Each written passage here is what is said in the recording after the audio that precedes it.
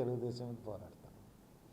నేను సోషల్ మీడియాలో వార్తలు నమ్మి నన్ను క్వశ్చన్ చేయడం ఎంతవరకు సమంజసం? ఇప్పుడు నేను ఒక పార్టీ గురించి చెప్తే మీరు వెంటనే ఇంకో పార్టీకి వెళ్ళిపోతాను అని ఎందుకు అనుకుంటున్నారు? నేను కంపారిజన్ చేశాను. ఈ రోజున మీరు అడిగారు కాబట్టి చెప్తున్నాను. స్కాలర్షిప్స్ ఇవ్వలేదండి, ఫీజు రియంబర్స్మెంట్ ఇవ్వలేదండి. మొన్న ఒక 1000 కోట్లు రిలీజ్ చేశానండి, 100 కోట్లు ఎంతో రిలీజ్ చేశాను, ఒక్క నయా పైసా కాలేజీలకు రాలేదండి. తర్వాత సరే ఆయన హామీలన్నీ పెట్టిండు, పక్కనెట్టిండు, ఏ హామీకి ఏ డబ్బులు రాలేదండి. కానీ అమరావతిలో 64,000 కోట్లు పెట్టి, వినండి సార్, 64,000 కోట్లు పెట్టి ఆయన బిల్డింగులు పెద్ద పెద్ద మాన్యుమెంట్స్ కడుతున్నాడండి. దానికి 64,000 కోట్లు అంటే 6,400 కోట్లు మొబిలైజేషన్ అడ్వాన్సెస్. డబ్బులు కాంట్రాక్టులకు ఇచ్చే బదులు ఈ స్కాలర్షిప్లకు ఇస్తే స్కాలర్షిప్కి ఇవ్వాల్సింది 4 కోట్లు ఎంతో, 4,000 కోట్లు ఎంతో, అలాగే ఆరోగ్యశ్రీకి 3,000 కోట్లు ఎంతో. వీటికి ఖర్చు పెట్టాలి కదండి. ఆరోగ్యశ్రీ ఎంత ఇంపార్టెంట్ అండి. వాళ్ళు ఎప్పుడు పడితే అప్పుడు హాస్పిటల్ ఆపేస్తున్నారు. ఈ ఫీజు రియంబర్స్మెంటు ఒక ఇయర్ అయిపోయింది, నెక్స్ట్ ఇయర్కి వెళ్తే పిల్లలకి టీసీలు రావట్లేదు. వీటిలో ఇంత ఇంపార్టెంట్ ఎడ్యుకేషన్ అండ్ హెల్తే కదా. ఎడ్యుకేషన్ హెల్త్ కన్నా ఇన్ఫ్రాస్ట్రక్చర్ గొప్పదా? మానవుడు సరే కనీస అవసరాలు ఏంటి? ఎడ్యుకేషన్, హెల్త్, తిండి బట్ట తర్వాత అయ్యే కదా మనకు కావాల్సినవి. దాని మీద ఖర్చు పెంచకుండా ఇన్ఫ్రాస్ట్రక్చర్స్కి వెళ్తూ ఉంటుంటే మనం ఏమంటామండి?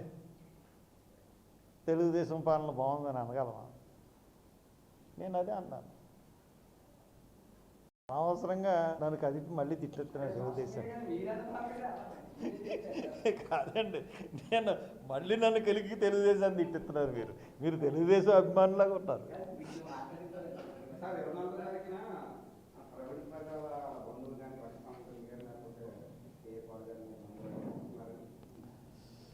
వాళ్ళని కూడా ఇన్వైట్ చేస్తాం, ప్రతి వాళ్ళు రావచ్చు, వాళ్ళ ఫ్యామిలీ మెంబర్స్ని కూడా ఇన్వైట్ చేస్తాం. వస్తారో లేదో అన్నది వాళ్ళ విషయం, మనకి.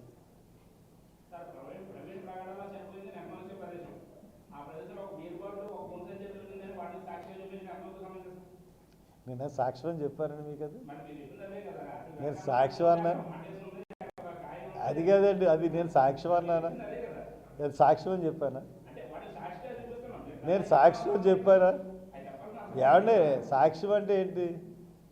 సాక్ష్యం అంటే ఏంటి? అలాగ తీసుకురావడానికి ఆస్కారం ఉందని చెప్పని తప్పితే సాక్ష్యం అని చెప్పలేదు. మీరు ఇలాగ 2 దారులు ఉన్నాయి, దారుల్లో ఇలాంటివి ఉన్నాయి, అలా తీసుకురావడానికి ఆస్కారం ఉందని చెప్పని సాక్ష్యం అని చెప్పలేను నేను. సాక్ష్యం ఏంటి?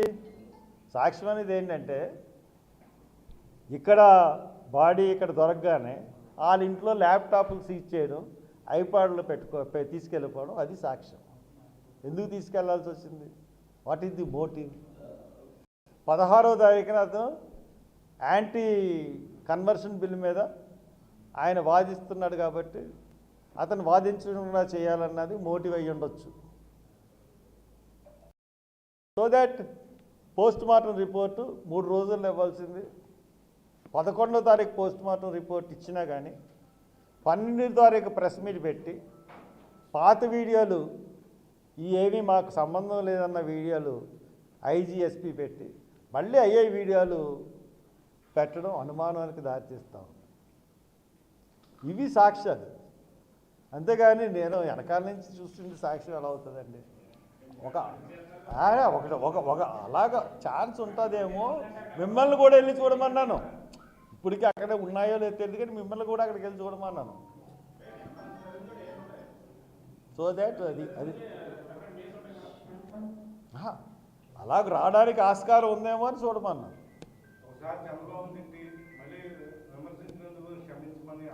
అంటే నేను చంద్రబాబుని తిట్టింది ఏకవచనంలో తిట్టాను. 100% అది నేను తప్పే కిందే భావిస్తున్నాను. ఒక ముఖ్యమంత్రిని ఏకవచనంలో సంబోధించి ఎంత ఫ్రస్ట్రేషన్లో ఉన్నా కానీ అట్లా మాట్లాడకూడదు. అలాగని చెప్పి చంద్రబాబు విధానాలని ఎప్పుడూ సమర్థించను, ఈరోజు కూడా సమర్థించను, ఈరోజు కూడా విమర్శిస్తారు. జగన్ ముఖ్యమంత్రి లేనప్పుడు తిట్టాను, ముఖ్యమంత్రి అయిన తర్వాత కూడా తిట్టలేదు. ముఖ్యమంత్రి లేనప్పుడు కాబట్టి ఏకవచనంలో మాట్లాడుకున్నాం, ఇది వేరే. ముఖ్యమంత్రి అయిన తర్వాత ఎవరినన్నా సరే, ఏ ముఖ్యమంత్రిని అయినా సరే, పార్టీ ప్రెసిడెంట్లు అయినా సరే, నేను కొంచెం మర్యాదగా మాట్లాడడం అలవాటు.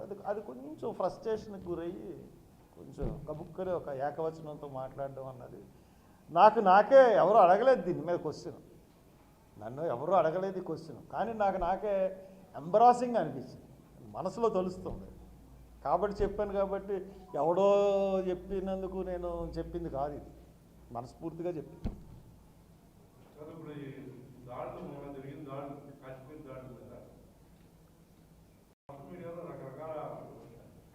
అంటే మతం ప్రాతిపదిక మీద ఒక వాతావరణం సృష్టించబడుతుంది. దీన్ని ఎలా చూడాలి? అక్కడ కాల్చిన వాళ్ళు ముస్లింలు, రక్షించిన వాళ్ళు కూడా ముస్లింస్ ఉన్నారు. దీన్ని ఎలా చూడాలి? అంటే కాల్చిన వాడు ఖచ్చితంగా ముస్లిం అన్న వర్డ్ పక్కన పెడితే వాడు పాకిస్తానీ ముస్లిం వేరు, ఇండియన్ ముస్లిం వేరు. ప్రతి దేశంలోనూ ముస్లిమ్స్ ఉంటారు, క్రిస్టియన్స్ ఉంటారు. భారతదేశంలో ముస్లిమ్స్ ఉన్నారు, భారతదేశంలో క్రైస్తవులు ఉన్నారు, భారతదేశంలో హిందువులు ఉన్నారు. అలాగే ప్రతి కంట్రీలో ముస్లిమ్స్, క్రైస్తవులు, హిందువులు, అమెరికాలో ఉన్నారు. క్రిస్టియన్ కంట్రీ, అందరూ క్రిస్టియన్సే ఉంటారు. ఆ క్రిస్టియన్ కంట్రీలో మనం గుళ్ళు కట్టుకుంటే వద్దంటారా? కొన్ని దేశాలు హిందువుల మీద దాడి చేస్తున్న దేశాలు, పాకిస్తాన్ కానీ బంగ్లాదేశ్ కానీ, హిందువులు అనేటువంటి కల్లా మైనారిటీగా ఉన్న వాళ్ళ మీద దాడి చేస్తున్నాయి. క్రిస్టియన్స్ మీద దాడి చేస్తున్నాయి, హిందువుల మీద కూడా దాడి చేస్తున్నాయి పాకిస్తాన్, బంగ్లాదేశ్. ఇప్పుడు ఇండియన్ ముస్లిమ్స్కి వచ్చేటప్పటికి, ఇండియన్ ముస్లిమ్స్ నేను హైదరాబాద్లో కానీ, మొన్న సూరత్లో కానీ, లేకపోతే ప్రతి చోట కూడా ముస్లిమ్స్ ఈ పాకిస్తాన్ చేసిన దుశ్చర్యను ఖండిస్తూ ప్రతి వాళ్ళు కూడా పెద్ద పెద్ద ఊరేగింపులు జరిపారు, ర్యాలీలు జరిపారు. We are supporting India.